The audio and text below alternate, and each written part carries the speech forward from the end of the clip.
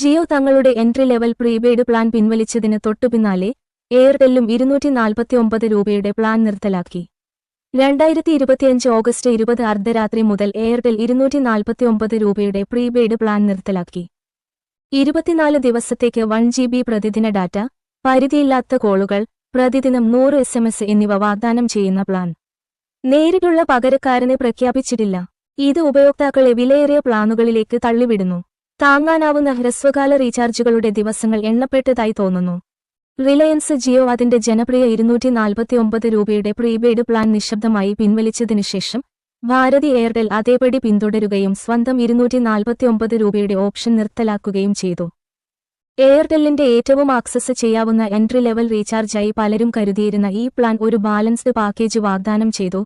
1 GB പ്രതിദിന data, പരിധിയില്ലാത്ത local ACTD roaming കോളുകൾ, കൂടാതെ പ്രതിദിനം 100 SMS.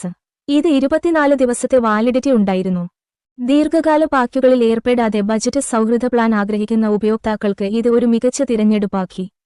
എന്നാൽ എയർടെൽ താങ്ക്സ് ആപ്പിലെ ഒരു അറിയിപ്പ് പ്രകാരം പ്രാബല്യത്തിൽ വരുന്ന 2025 ഓഗസ്റ്റ് 20 റീചാർജ് 249 നിർത്തലാക്കും എന്ന് കമ്പനി പ്രഖ്യാപിച്ചു. ഈ പ്രസ്താവനയിൽ സംശയത്തിന് ഇടമില്ല. ഇപ്പോൾ മുതൽ എയർടെല്ലിന്റെ റീചാർജ് കാറ്റലോഗിൽ വരിക്കാർക്ക് ഇനി ഈ ഓപ്ഷൻ കണ്ടെത്താനാവില്ല.